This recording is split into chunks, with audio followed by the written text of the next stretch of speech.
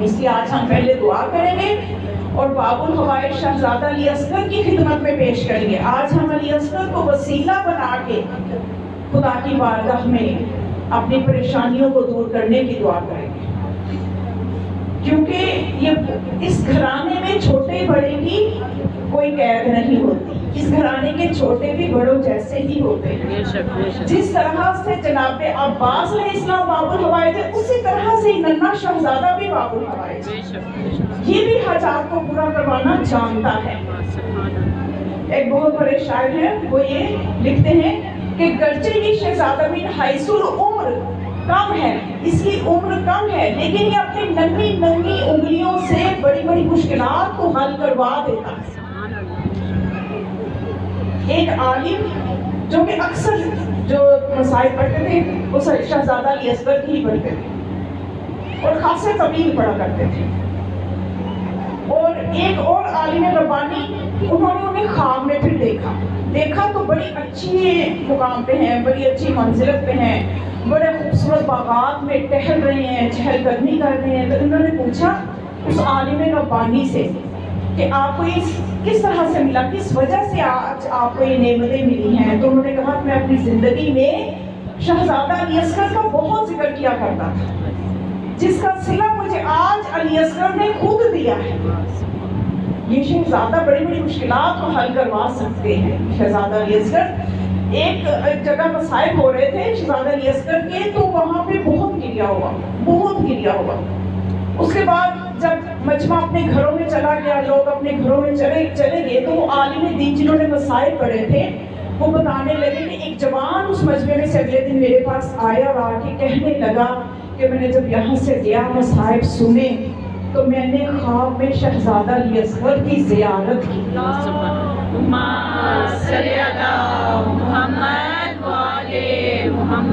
کہ وہ اپنے قبر مبارک سے نکلے ہیں، اپنے بابا کے سینے پہ سو رہے ہیں نا. بھائی پتا ہوگا نا آپ لوگ، مولا حسین علیہ السلام ایک ہی زری میں اپنے شہزادے کو لیے آرام فرما رہے ہیں. شہزادہ اس ذریعہ مبارک سے نکلا اور اپنے بابا سے کہنے لگا کہ اے میرے بابا جان، اے میرے بابا حسین، یہ لوگ جو میرے خشک گلے کی مصیبت پہ رو رہے ہیں، آپ ان کی شفاعت کر دیجیے. ایسا شہزادہ جب اپنے ایسے باپ سے جو جنت کا شہزادہ ہو سفارش کرے تو کیا وہ رد کریں گے؟ نہیں کریں گے. اس لیے آج شہزادہ علی اصغر کی مجلس سے اپنی دعاؤں کے لیے اپنے ہاتھ پھیلائیں اور مانگیں. آج اس ننھا شہزادہ جو کہ عمر میں کم سن ہے لیکن اس کی قربانی بہت عظیم ہے، اتنی کم سنی میں کو اتنا بڑا ظلم سہ جائے، اتنی کم سنی میں جو وقت کے امام کی اتنی بڑی مدد کر جائے، تو سوچئے اس کا مقام خدا کے ہاں کتنا بلند ہوگا کہ اتنی کم سنی میں 6 ماہ کی عمر میں ایک بچہ خود اپنے گلے پہ تیر لے لے خدا کے دین کی خاطر، تو خدا کے ہاں اس کی منزلت کیا ہوگی. اس لیے آج مانگے شہزادہ علی اصغر کا صدقہ اے خدا جو مومنات یہاں موجود ہیں، خاص طور پہ جو دعا بہت زیادہ مجھے کہی گئی ہے، میں جب تک یہاں آ رہی ہوں اور میں مجلس کے بعد جو زیادہ مومنات جو مسئلہ ہے اولاد کے حوالے سے بہت پریشان ہیں. شہزادے کے صدقے سے یا جناب سیدہ آج آپ کو آپ کے پوتے کا واسطہ جس کا ہم نے یہاں ذکر کرنا ہے، جو مومنات اولاد کے لیے محروم ہیں ان کی گودوں کو آباد کر دیں، اولاد صالح سے آباد کر دیں. اگلے سال جب وہ یہاں آئیں تو ان کی گودیں آباد ہوں، ان کو صحت و تندرستی والی اولاد عطا فرمائے. اور اس ننھے شہزادے پہ آنے والی سخت ترین مصیبتوں کا واسطہ ہے میرے پروردگار جو تیرے دین کی خاطر اس گھرانے نے اور اس شہزادے نے برداشت کی. جو مومنات یہاں موجود ہیں ان میں سے جو بھی مریض ہیں اور ان کے گھروں میں جو مریض ہیں اور جو ہماری روحانی بیماریاں ہیں وہ سب کی سب دور فرما.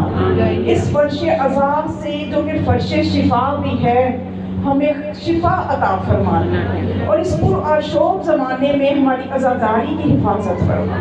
ہمیں اس طرح سے عزادار بنا کہ جناب سیدہ ہم پہ راضی ہو جائے. ہمارے امام ہماری عزاداری کو پسند فرما اور ہماری عزاداری ہمارے امام کے ظہور کے لیے ایک قدم ہو، ہمارا حصہ ہو جائے ظہور امام علیہ السلام میں. ان مجالس میں آنا، شرکت کرنا، سننا، یہ ہمارا ایک حصہ ہو جائے کہ ہم نے امام علیہ السلام کے ظہور کے لیے کام کیا ہے. اور یہ عزاداری تا قیامت رہے اور جس نے جتنی شرکت کی ہے ان مجالس میں، جس نے مالی تعاون کیا ہے، جس نے پڑھنے میں، سننے میں، پڑھانے میں، جو بھی کسی نے تعاون، سبیل میں تعاون کیا، کسی نے سبیل لگائی، کسی نے کسی کو ایک گلاس پانی بھی پلایا، کسی نے جو بھی مدد کی، وہ ہمارے نزدیک شاید ہم سمجھیں کہ یہ معمولی خدمت ہے، لیکن سیدہ اس کا معمولی اجر نہیں دے گی۔ ہم سب کی جو عزاداری میں خدمتیں ہیں وہ قبول فرما اور ہمیں مخلص ہو کے مزید اس عزاداری کا خدمت گار بنا دے۔ یا پروردگار، آج ننھے شہزادے کا ذکر ہے، اس شہزادے کا ذکر ہے کہ جو کربلا میں اپنا دفاع بھی نہیں کر سکتا، اتنا کمزور تھا۔ محقق عباس مرزا قمی کے نام سے مشہور ہے، ان کو جو بھی مشکل ہوتی تھی وہ شہزادہ علی اصغر کی مجلس کرواتے تھے اور اگلے دن ان کی مشکل حل ہوئی ہوتی تھی۔ ایک مرتبہ ان کے گھر عزاداری تھی تو وہ جو بھی جس سال میں بھی جس دن بھی عزاداری کرواتے وہ پڑھنے والے کو یہی کہتے کہ تم نے بس شہزادہ علی اصغر کے مسائل پڑھنے، انہیں کا ذکر کرتے۔ تو وہ ان کے طالب علم پوچھتے تھے کہ قبلہ آخر کیا وجہ ہے کہ جب بھی آپ مجلس کرواتے ہیں آپ علی اصغر کے مسائل کیوں پڑھواتے ہیں؟ تو انہوں نے کہا کہ میں دیکھتا ہوں کہ کربلا میں جو جنگ ہوئی ہے، جتنے بھی شہید ہوئے ہیں، انہوں نے کوئی نہ کوئی دفاع اپنا کیا ہے، کچھ نہ کچھ لائنوں کو جہنم واصل کیا ہے، لیکن یہ اتنا کمزور شہزادہ ہے کہ یہ اپنے دفاع کے قابل بھی نہیں، اور اتنا معصوم تھا یہ شہزادہ کہ جب اس کو تیر لگا تو اس کو یہ بھی نہیں پتا تھا کہ تیر کھا کے رونا ہے یا ہنسنا۔ ایسی مظلومیت، ایسی معصومیت، تو بس ہے پروردگاری آنکھوں میں جو علی اصغر کی شہادت کے آنسو ہیں ہماری آنکھوں میں، ہمارے دلوں کے درد کو تو جانتا ہے، ہماری مصیبتوں کو تو جانتا ہے، جو ہم زبان میں نہیں بھی لا سکتے تو جانتا ہے۔ ہم سب کی دعاؤں میں مہر قبولیت لگا دے، ہم سب کی پریشانیوں کو دور کر دے، جن کا ہم اظہار نہیں بھی کر سکتے تو علیم بے ذات بھی صدور ہے۔ اس محفل سے کوئی بھی اپنی پریشانی کو لے کے نہ اٹھے، وہ دور ہو چکی ہو جب وہ اس محفل سے جائے۔ ایک مرتبہ بلند تر صلوات۔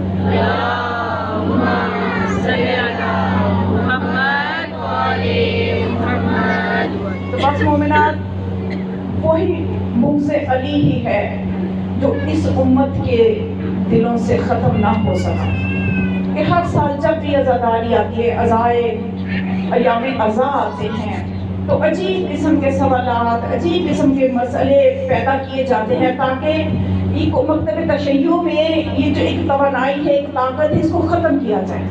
اب میں بس آج تھوڑا سا کچھ مسائل کی منزل آج زیادہ ہوگی، زیارت برآمد کروانی ہے، لیکن کچھ چیزیں میں چاہتی ہوں کہ آپ کو بیان کر دوں کہ عموماً بچیاں کچھ سوالات میرے سے پوچھ رہی ہیں، تو چلو جنہوں نے نہیں پوچھے ان کو بھی جوابات مل جائیں گے۔ اور یہ وہی مسئلے ہیں جو ہر سال پوچھے جاتے ہیں۔ تو کچھ بچیاں پوچھ رہی تھی کہ ہمیں بتائیے کہ ہم سے یہ پوچھا جاتا ہے کہ ہم ماتم کیوں کرتے ہیں، ہم روتے کیوں ہیں۔ تو کچھ تھوڑا سا اس کا میں نے شروع کی مجالس میں بھی بتایا تھا اور میں نے آپ کو بتایا اپنے چینل کا بھی، اس پہ بھی جا کے آپ سن سکتے ہیں، خانم زینب عمران نقوی، اس میں کچھ جو چیزیں ریکارڈ کر رہی ہیں اس میں ساری اپلوڈ کر رہی ہوں میں مجالس۔ تو ماتم کیوں کرتے ہیں؟ اب اس میں جواب کہاں سے چاہیے؟ ہمیں تاریخ سے بھی چاہیے، ہمیں قرآن سے بھی چاہیے۔ تو چلیں اپنی تفسیر سے نہیں، برادران کی تفسیر در منصور میں دیکھتے ہیں کہ وہاں روایت موجود ہے، روایات اپنی کتابوں میں موجود ہے۔ مسئلہ یہ ہے کہ ان کو پڑھا نہیں جاتا۔ اگر اپنی کتابیں ہی کم از کم یہ مسلمان پڑھ لیں تو انہیں پوری شیعت سمجھ میں آ جائے۔ سب کچھ موجود ہے، صرف پڑھنا نہیں ہے، صرف فساد فساد فساد مسئلے، اور وہ بغض آل محمد کی وجہ سے جو ہے وہ سوالات ان کو ابھی تک ان کی بصیرت نہیں بن سکی، ان کی معرفت نہیں بن سکی، ان کے جوابات ان کو سمجھ میں آ جائیں۔ تفسیر در منصور میں دیکھ لیجئے، وہاں پہ روایت موجود ہے کہ ایک دن جبکہ حضرت یوسف علیہ السلام جیل میں تھے، دخل علی یوسف جبرائیل فی السجن، کہ جب حضرت یوسف قید خانے میں تھے تو جبرائیل ملنے کے لیے آئے۔ اب روایت پہ غور کیجیے گا تو سوال کا جواب ملے گا، غور نہیں کریں گے تو پتہ ہی نہیں چلے گا کہ کیا ہے کیا نہیں ہے۔ ماتم کیوں کرتے ہیں؟ ان کی اپنی روایات بتا رہی ہیں کہ ماتم کیوں کرتے ہیں، روتے کیوں ہیں ہم غم میں۔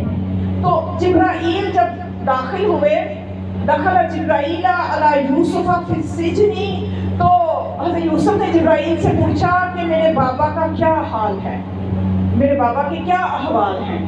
تو جبرائیل نے کہا کہ آپ کے بابا اتنا روتے ہیں کہ جیسے 80 ماؤں کے 80 جوان بیٹے مر گئے ہوں، تو 80 ماؤں جتنا تمہارا باپ اکیلا تمہارے غم میں روتا ہے۔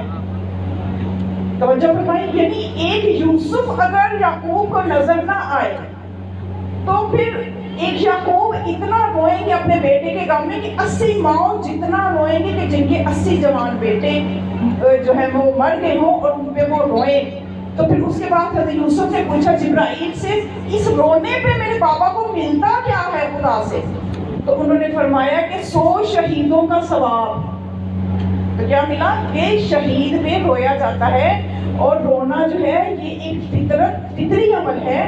جو سنگ دل پتھر کے دل ہیں ان کو رونا نہ آئے، لیکن جو انسان انسانیت رکھتا ہے اسے کسی بھی مظلوم کے اوپر رونا آ سکتا ہے۔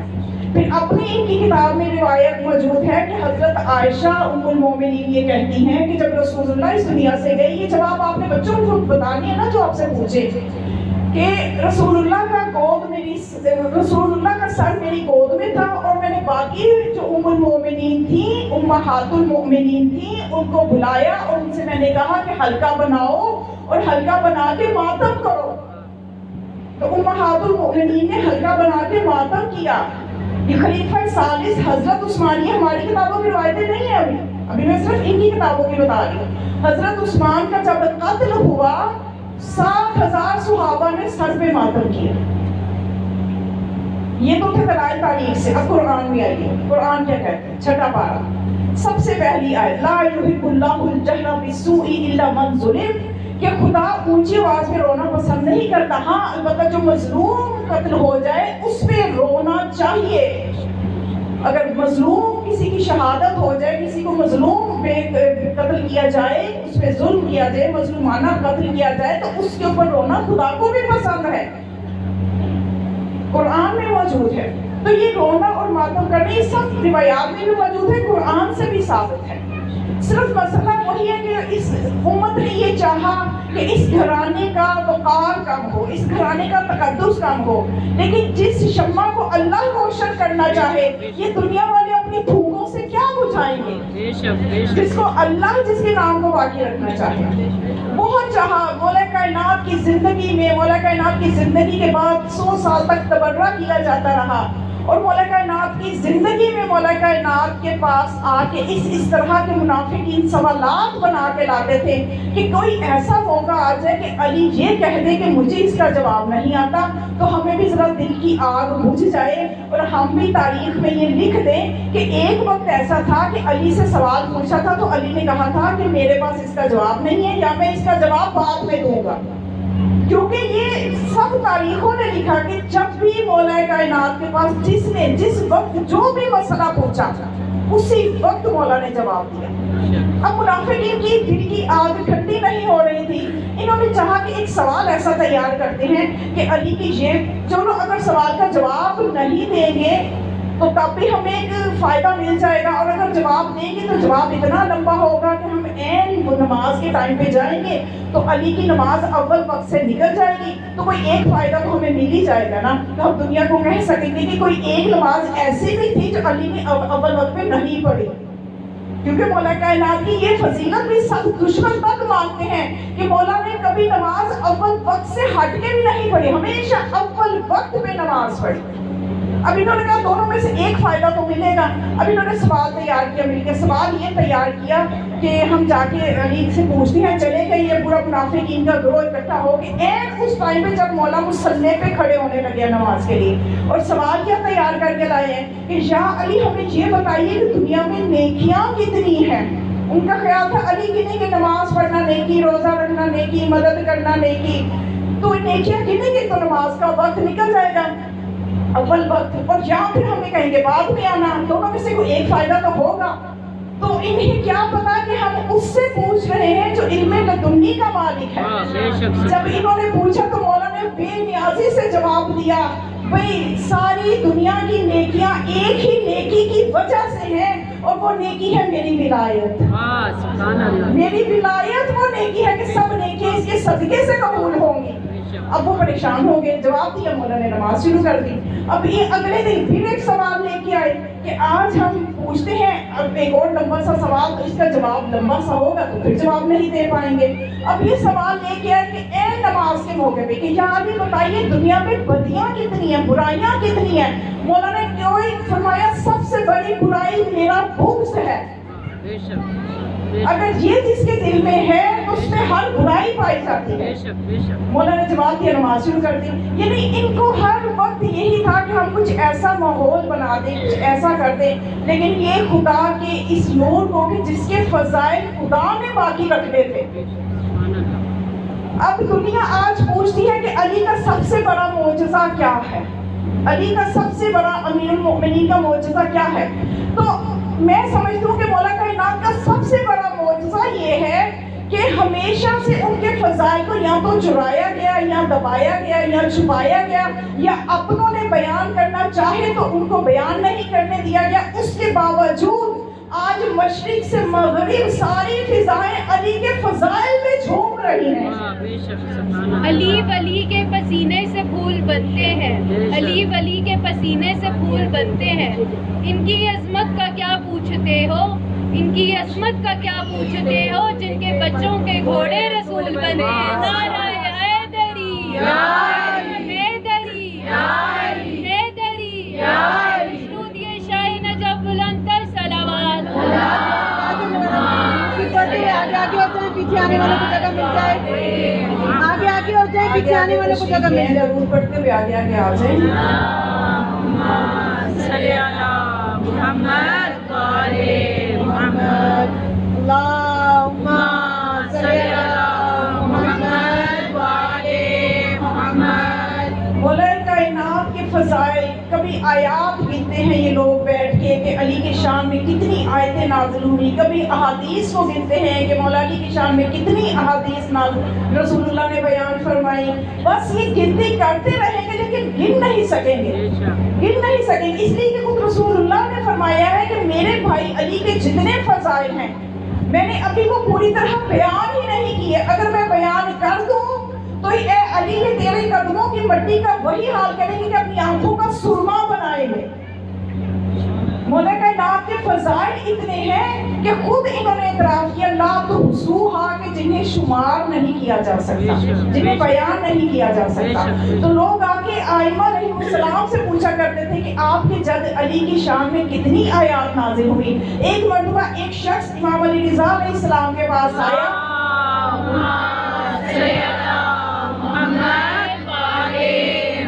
کہنے لگا یبنا رسول اللہ، آپ کے جد امیر المؤمنین علی بن ابی طالب کی شان میں اتنی آیات نازل ہوئی، آپ کو ان میں سے کون سی آیت اپنے جد علی کی شان میں سب سے زیادہ پسند ہے؟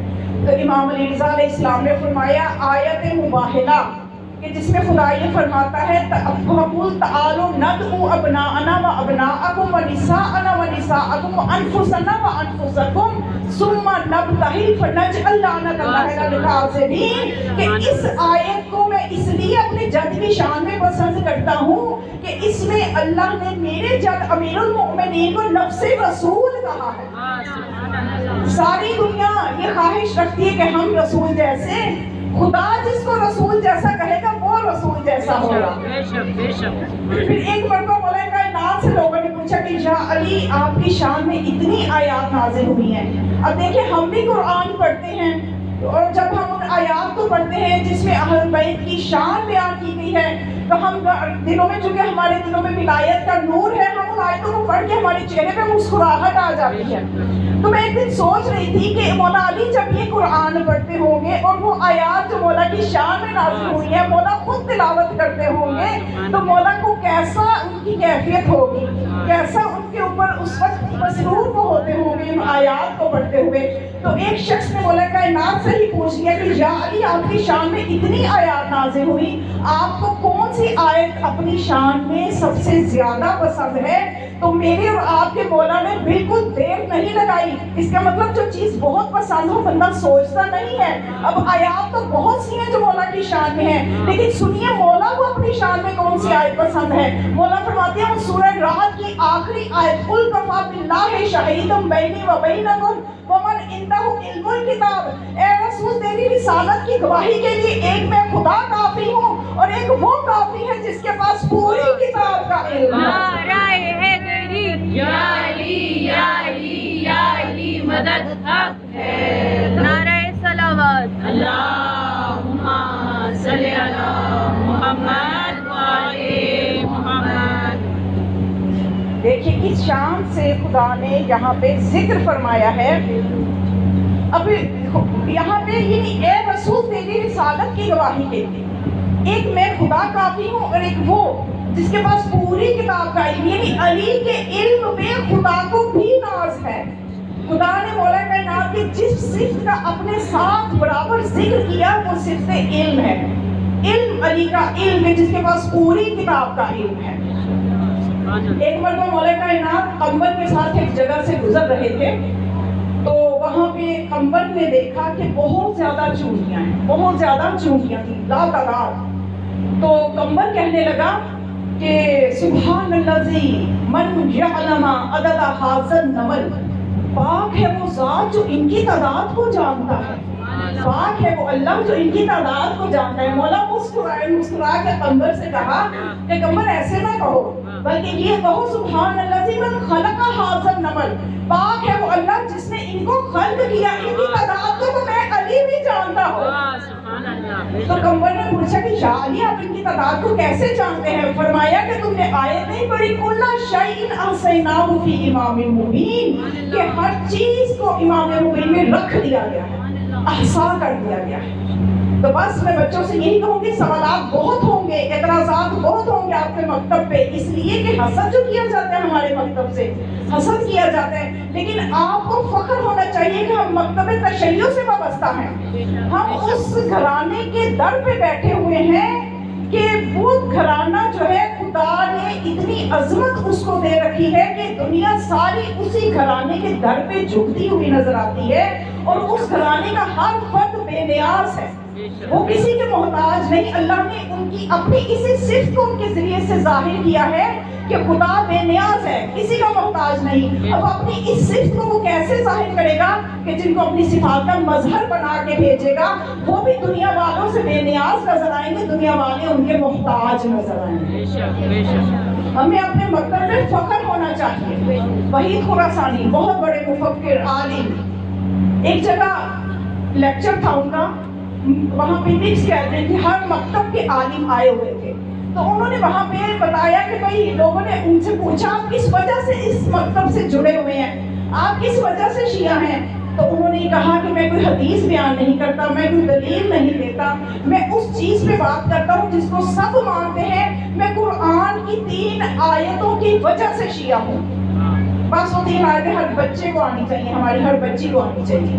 قرآن سے تو کوئی مسلمان انکار نہیں کرتا نا، قرآن کو تو سب مانتے ہیں۔ تو قرآن کی 3 آیتیں ہم سب کو شیعہ کیے ہوئے ہیں کہ خدا فرماتا ہے اس قرآن میں کونوا مع الصادقین، کہ ہو جاؤ سچوں کے ساتھ۔ تو جب ان سچوں کو تلاش کریں گے تو وہ آل محمد نظر آئیں گے۔ پھر قرآن فرماتا ہے السابقون السابقون هم المقربون، کہ جو سبقت لے جانے والے ہیں وہی مقرب الہی ہیں۔ تو وہ مقرب اور سبقت ایمانی میں اگر دیکھیں تو یہی گھرانہ سبقت ایمانی میں نظر آئے گا۔ پھر خدا فرماتا ہے فضل اللہ المجاہدین علی القاعدین، کہ خدا نے میدان جنگ میں جہاد کرنے والوں کو، بیٹھے رہنے والوں پر فضیلت دی ہے، تو جہاد کرتے ہوئے بھی یہی نظر آئیں گے۔ باقی دیکھو تو کسی نے کبھی ایک انگلی پہ بھی زخم نہیں کھایا، اگر میدان میں گئے بھی ہیں تو ایک انگلی تک بھی زخم نہیں کھایا۔ اور یہ وہ گھرانہ ہے کہ جو بڑھ بڑھ کے دشمن کا مقابلہ کرتے ہیں اور دشمنان اسلام کو بڑھ بڑھ کے قتل کرتے نظر آتے ہیں، یہی وہ گھرانہ ہے۔ جنگ صفین میں کیا ہوا تھا؟ جب یہ جنگ ہوئی تو ایک بندہ ظاہر ہے ادھر سے، اس زمانے میں جنگ ایسی ہوتی تھی نا کہ مخالف دونوں جو جنگ میں لشکر ہوتے ہیں اپنا اپنا ایک ایک پہلوان بھیجتے ہیں اور جنگ ہوتی ہے۔ اب یہ کیا ہوا کہ ادھر سے معاویہ کے لشکر میں سے ایک پہلوان چن کے انہوں نے بھیجا اور اس نے آگے للکارا مولا کائنات کے لشکر کو، علی کے لشکر کو للکارا کہ میرے مقابلے میں کون آتا ہے. تو حارث بن عباس جو کہ چچا زاد تھے مولا کائنات کے، انہوں نے ان کو بھیجا. وہ گئے، جا کے اس کا مقابلہ کیا اور تھوڑے ہی وقت میں اس کو جھنڈو حاصل کر دیا. اب اس کے بعد وہ جو پہلوان تھا اس نے اپنے چونکہ بیٹے کو بھیجا تھا، اس سے بہت جلال آیا. تو حاکم شام نے کہا جاؤ جا کے اپنے بیٹے کا بدلہ لو، اب تم جاؤ. اب وہ مست ہاتھی کی طرح آگے اس نے دوبارہ حارث بن عباس کو ہی للکارا کہ اب تم میرے مقابلے میں آؤ. تو یہ حارث بن عباس جو ہیں یہ مولا کائنات کے خیمے میں گئے اور جا کے کہنے لگے کہ یا علی مجھے دوبارہ بلایا جا رہا ہے تو میں جاؤں، اجازت ہے؟ تمہیں اجازت کے بغیر تو نہیں نا میدان میں؟ تو مولا نے فرمایا نہیں حارث اب تم ٹھہرو، اب تم ایسا کرو کہ اپنا یہ جنگی لباس مجھے دو، میں جاتا ہوں. لباس تبدیل کیا حارث نے، حارث کا لباس پہن کے، منہ پہ نقاب پہن کے علی اب میدان میں گئے. جب مولا کائنات میدان میں گئے اور جس طرح سے آپ نے وہاں پہ جا کے حملہ کرنا شروع کیا تو عمر بن عاص حاکم شام سے کہنے لگا کہ مجھے لگتا ہے یہ حارث نہیں ہے، یہ علی ہے. یہ مجھے انداز بتا رہا ہے کہ یہ علی ہے. تو حاکم شام نے کہا نہیں نہیں، ایسا کیسے ہو سکتا ہے کہ علی ہو، یہ حارث بن عباس ہی ہے. لیکن جب آپ نے جنگ کے وار کر کے دکھائے تو کہتے ہیں کہ تم مانو یا نہ مانو یہ علی ہے. اس کے بعد جب ایک ہی بار میں اس کو جہنم واصل کر دیا تو اب جو فوج تھی باقی کی اس کو اندازہ ہو گیا کہ یہ وہ ہے کہ جو سالار لشکر ہے، یہ تو حیدر کرار ہے اور یہ ذوالفقار کے ساتھ میدان میں آیا ہے. ابھی لوگ سوچ ہی رہے تھے کہ یہ ہاتھ میں ذوالفقار ہے، کیا یہ علی ہے یا یہ ذوالفقار ہے. اتنے میں مولا کائنات نے، چونکہ اس نے حاکم شام کے چاروں طرف سے فوجوں کو بھیج دیا کہ اگر علی ہی ہے تو ہمیں فائدہ ہے کہ علی خود میدان میں آ گئے ہیں، آج تو قصہ تمام کرو. اب جب سب طرف سے گھیر لیا گیا، ہر طرف سے گھیر لیا گیا تو مولا کائنات کو ذوالفقار چلانے کی ضرورت ہی نہ پڑی. آپ نے جب چہرے سے نقاب اتارا گیدڑوں کی طرح سب بھاگ گئے، گیدڑوں کی طرح سب نے دوڑے لگا دی. ذوالفقار چلانے کا تو موقع ہی نہ ملا. جب سب نے دوڑے لگا دی تو پھر مولا کائنات نے کہا کہ اے امیر شام، اے حاکم شام، آج میں میدان میں آ گیا ہوں، اب تو آ جا اور ہم دونوں آپس میں ہی فیصلہ کر لیتے ہیں. ہم دونوں ہی آپس میں جنگ کر لیتے ہیں کہ دیکھتے ہیں کون بچتا ہے تو کون نہیں بچتا. ابھی عمر آج جو تھا اس نے حاکم شام سے کہا کہ جاؤ، اچھا موقع، تم چلے جاؤ، تم جوان ہو سکتا ہے تم ہی علی کو قتل کر دو. تو حاکم شام نے کہا تو بڑا نمک حرام ہے جو مجھے یہ مشورہ دے رہا ہے کہ میں علی کے ساتھ جنگ کرنے کے لیے چلا جاؤں. اب تک تم نے میری نمک حلالی نہیں کی. تو کہنے لگا نہیں، یہ ضروری نہیں ہے کہ علی ہی تم پہ وار کرے، ہو سکتا ہے کہ تم علی میں کامیابی حاصل کر لو تو ہمیں اتنی بڑی کامیابی مل جائے گی. تو امیر شام نے کہا کہ تمہیں رسول اللہ کی حدیث یاد نہیں ہے کہ علی کے ساتھ جو سامنے جو آگے جنگ کرے گا کبھی بچ کے نہیں جائے گا. تو نمک حرامی کر رہا ہے کہ مجھے علی کے سامنے بھیج رہا ہے. تو اسے جرأت نہ ہوئی سامنے سے آگے. اور یہی ان کی فطرت چلتی ہے، یہی فطرت ان کی چلتی رہی کہ ان کو کبھی بھی میدان میں سامنے آ کے جنگ نہیں انہوں نے کی. اور یہی کربلا کے میدان میں ان کی نسلوں نے، ان کے چاہنے والوں نے بھی یہی کیا. جب بنی ہاشم کا کوئی جوان جاتا تھا اور جب یہ قابو نہیں پا سکتے تھے تو یہ چھپ کر حملہ کرنا ان کی فطرت میں ہے. ہمیشہ جو بھی شہید ہوئے ہیں ان کے چھپ کر کیے گئے حملوں کی وجہ سے شہید ہوئے. اور یہی وہ بغض علی ہے جو ان کے دلوں میں تھا، جس کی وجہ سے یہ کربلا رونما ہوئی. تو بس مومنات، اس گھرانے کی معرفت نہیں کسی کو ہو سکتی کہ وہ ہستیاں جو کریم ابن کریم تھی، جو ایک نعمت الہی تھی، لیکن افسوس آج اسی علی کی اولاد کو دربدر کیا جا رہا ہے. وہ رسول جو رحمت للعالمین تھا، عالمین کے لیے رحمت بن کے آیا تھا، آج اسی رسول کی بیٹیاں ہیں اور دشمنان آل محمد ہیں. دشمنان آل محمد ہیں اور جگہ جگہ اعلان کروائے جا رہے ہیں کہ جس نے علی سے بدلہ لینا ہے، جس نے بدر کا بدلہ لینا ہے، جس نے احد کا بدلہ لینا ہے، آ جاؤ. آج علی کی بیٹیاں بازار میں آ گئی، آج علی کی اولاد میدان کربلا میں آ گئی. مومنات، آج کے مسائل بہت سخت مسائل ہیں. شہزادہ علی اصغر کی مصیبت کو بیان کرنا، سننا اتنا آسان نہیں ہے. جن بہنوں کی، جن بیٹیوں کی گودوں میں چھوٹے چھوٹے بچے ہیں وہ سمجھ سکتی ہیں کہ علی اصغر کی مصیبت کیسی مصیبت ہو سکتی ہے. وہ بھی صرف اندازہ ہی کر سکتے ہیں. मोमिनात, मदीने से जब ये काफिला चला था तो इस शहजादे की उम्र सिर्फ 14 दिन थी। तारीख ने बताया कि इस शहजादे की उम्र सिर्फ 14 दिन थी, और जब ये काफिला करबला में पहुंचा तो ये शहजादा जो था उस वक्त इसकी उम्र 6 माह की थी। 6 माह की उम्र थी जनाब अली असगर की जब करबला में पहुंची। और मौला हुसैन इस्लाम फरमाया करते थे कि मुझे वो घर बहुत पसंद है जिस घर में रुबाब और सकीना। मैं कहती हूँ जनाब रुबाब की अजमत को सलाम है कि जब मौला हुसैन की ज़ौजियत में आई हैं तो किस्मत बड़ी बुलंद पाई है। 2 बच्चे अल्लाह ने दिए, एक सकीना के जो हुसैन के दिल का सुकून और एक अली असगर जो उस घर की रौनक था। लेकिन उस बीबी की दलेरी को सलाम कि उसने किस हौसले के साथ एक को शाम के जिंदान में छोड़ा, एक करबला में छोड़ा। कौन माँ ये बर्दाश्त कर सकती है? रिवायाते आज़ाद जो किताब है उसमें मैंने ये देखा, रिवायत देखी कि जिस अंदाज से खैमों में शब आशूर इमाम हुसैन से देख रहे थे कि बीवियां किस तरह से अपनी अपनी कुर्बानियों को सजा रही हैं, किस तरह अपने बच्चों को सजा रही हैं, तो जनाब अली असगर जो है इनको असल में करबला में लेके आने का मकसद ये था कि अली असगर ये वो शहजादा है कि हुसैन है मिसबाहुल हुदा, हिदायत का चिराग, और अली असगर उस हिदायत के चिराग की एक लो है कि जिसकी वजह से आज तक लोग हिदायत पा रहे हैं, अली असगर के सदके से हिदायत पा रहे हैं। किस तरह से आज अली असगर हिदायत कर रहे हैं?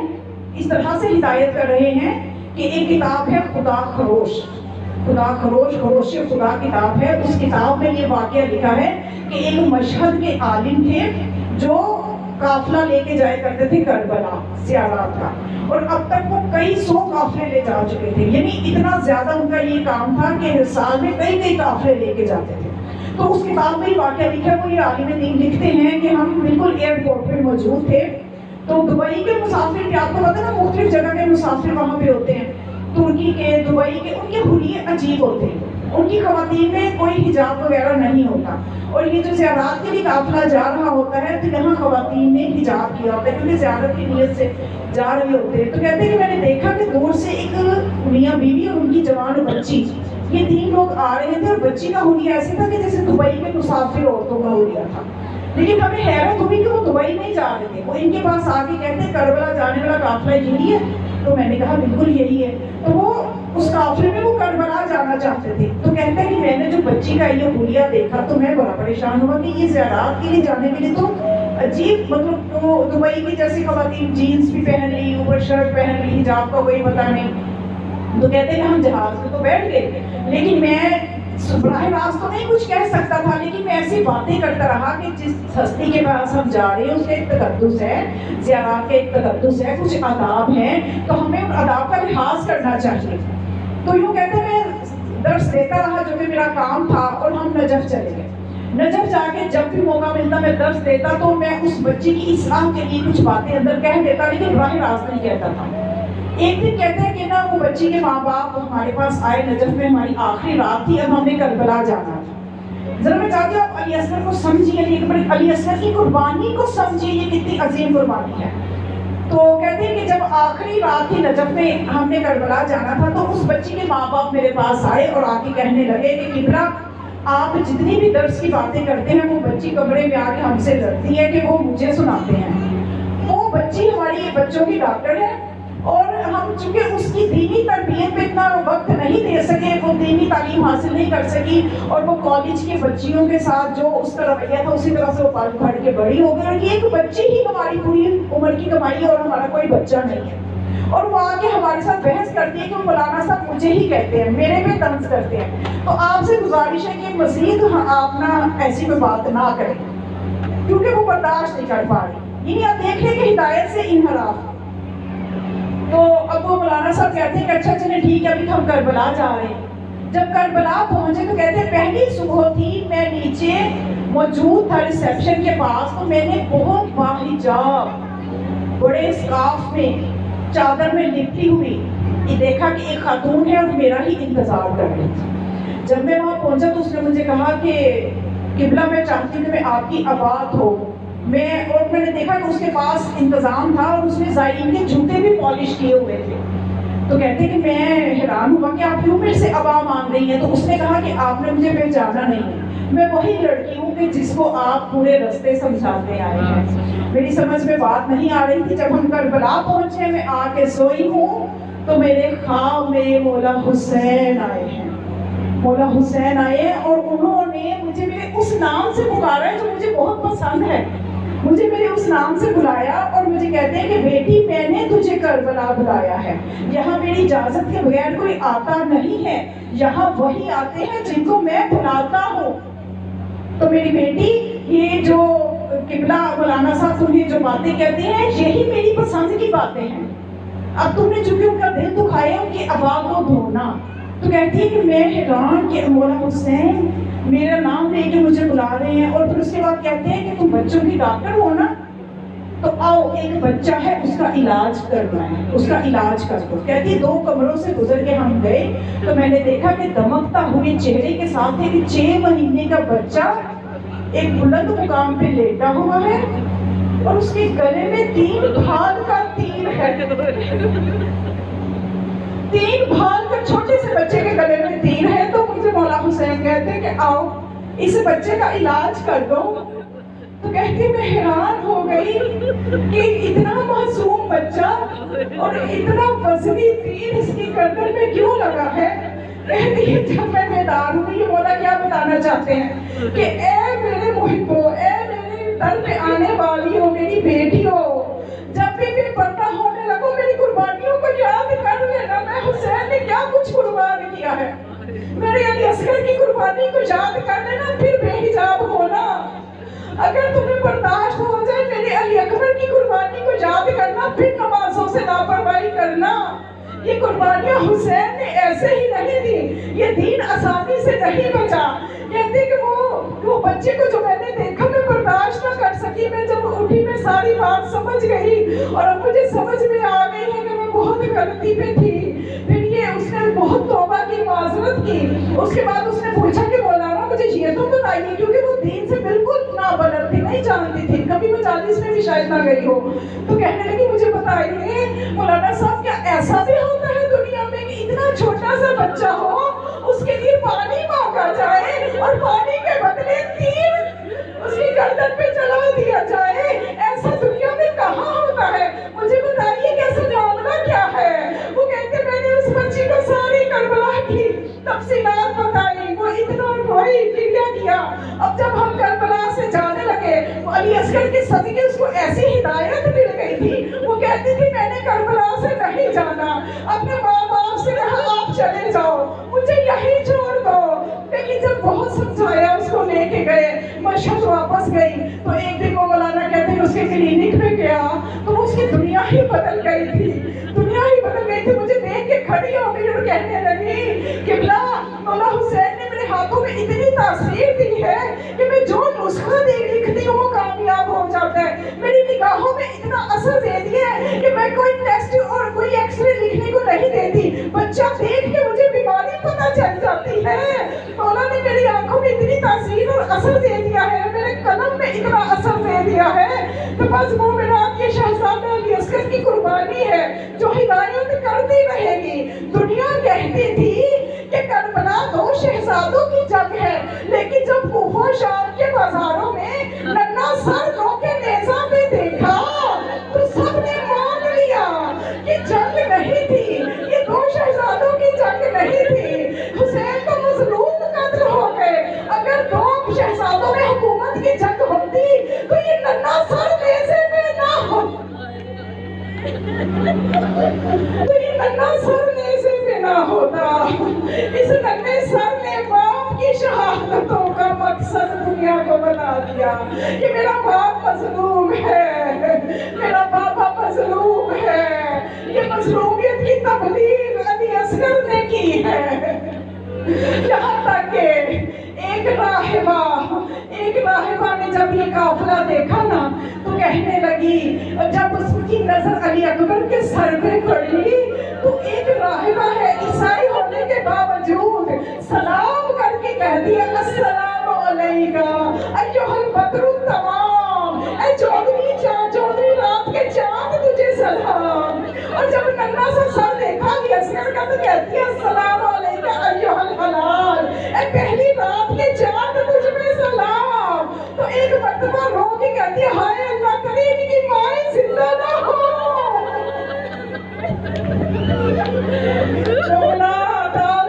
جناب زہرا کو ان کے پوتے کا پرسہ دینا ہے، اور علی اصغر کو بہت پسند ہے کہ ان کے خشک گلے کا، ان کے خشک گلے پہ رویا جائے۔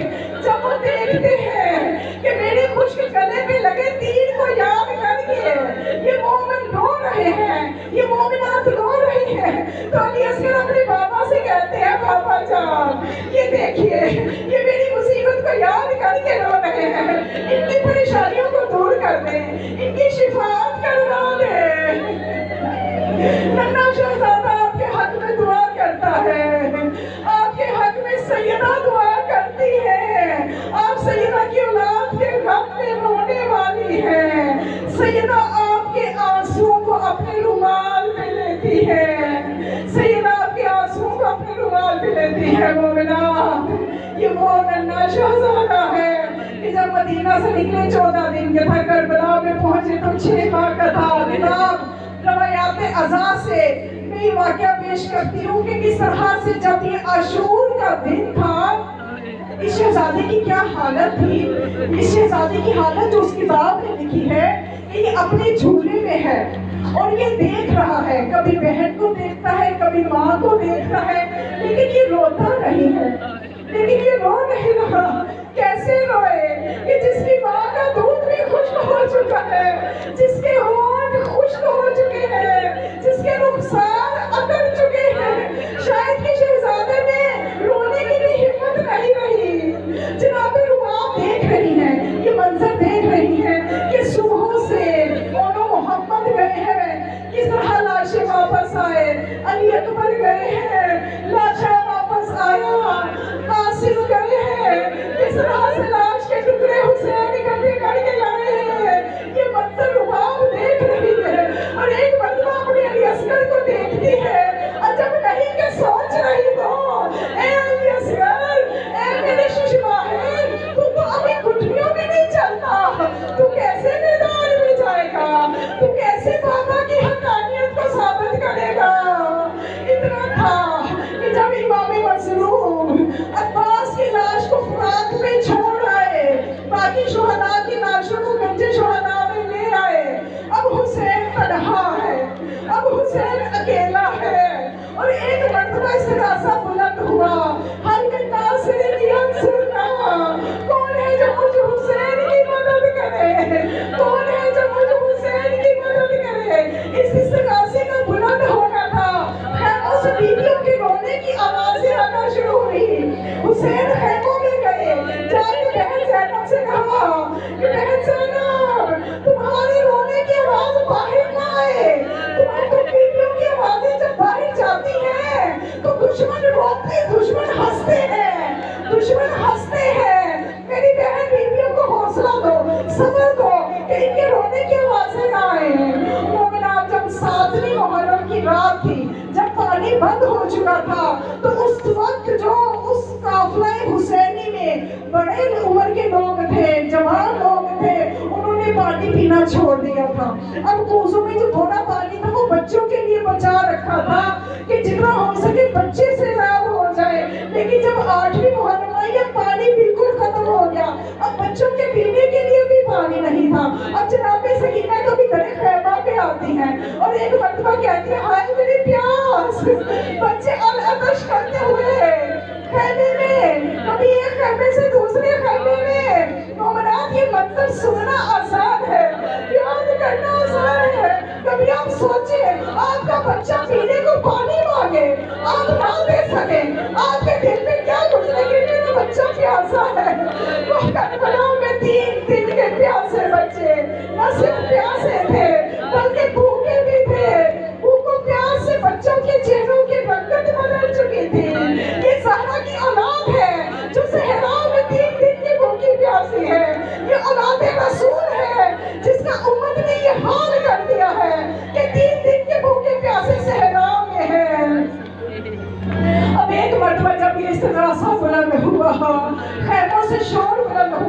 हुसैन खैमे में गए। ज़ैनब ने कहा कि भैया जब से आपने इस्तिगासा बुलंद किया है अजीब मंजर नजर आ रहा है। अली असगर जुमले में तड़प रहे हैं, अली असगर जुमले में तड़प रहे हैं। रिवायत बताती है कि जनाब रुबाब बिल्कुल खामोश है, जनाब रुबाब ने कुछ नहीं कहा। एक मरतबा मौला हुसैन ने कहा कि अच्छा ज़ैनब लाओ मेरे बच्चे को मुझे दे दो, कि अगर ये कुछ इनकी दुश्मनी है तो मेरे से है, बच्चे को तो पानी पिला देंगे, लाओ मैं अपने बच्चे को पानी पिला लाऊं। लेकिन रुबाब शुरू से देख रही है ना कि जो भी मैदान में गया है वापस नहीं आया, उसकी लाश वापस आई है, उसकी मैयत आई है। रुबाब बोली कुछ नहीं, लेकिन रुबाब समझ गई।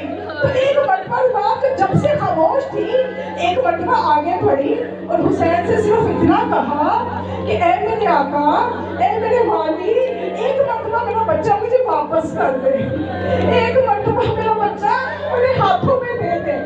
जब रुबाब ने हाथों में अली असगर को लिया तो तारीख ने देखा एक कोने में ले जाके बच्चे का उजला कुर्ता पहनाया, आस्तीनों को उलट दिया, आंखों में सुरमा लगाया कि मेरा बेटा मैदान में जा रहा है। असगर कोई ईसा तो नहीं गोद में बोले, मैदान में बोलेगा आखिर ये अली है। अब जो अली असगर को बाप के हाथों में दिया, हुसैन लेके चले तमाम तारीखों में लिखा। रिवायात अज़ा किताब का नाम है। अपने बच्चों का जरा तसव्वुर कीजिए, अपने नन्हे बच्चों का तसव्वुर करके गुस्सा दीजिए, जरा आप तसव्वुर की आँख से देखें। 6 माह का मासूम बच्चा करबला की तपती रेत। एक मरतबा मौला हुसैन ने कहा ए मेरे बेटे अली असगर, ए अली के अली पोते, एक मरतबा तू भी अतबा में हुज्जत कर दे। ये समझ रही है कि शायद बच्चे के बहाने हुसैन खुद पानी पीना चाहता है। एक मरतबा अली असगर ने अपना नन्हा सा सर अश्किया की फौज की तरफ फेरा, खुश्क ज़बान को लबों पे फेरा, खुश्क ज़बान का फेरना था। फौजे अश्किया में ज़लज़ला आया, फौजे अश्किया ने पीटना शुरू किया। जब तक मैं कहूँ ज़ियारत लेके आए, अभी मत लेके आए, मुझे ज़रा हक अदा करने की कोशिश करने दीजिए। ये बहुत अजीम शहादत है, चंद जुमले शहादत के सुन लीजिए। अब जो अली असगर को उन्होंने फौज में हलचल मच गई। उमर बिन साद ने कहा हुरमला इतना कलाम हुसैन के कलाम को कता कर, मेरी फौज बागी हो रही है, मेरी फौज को इस बच्चे ने बागी कर दिया। इस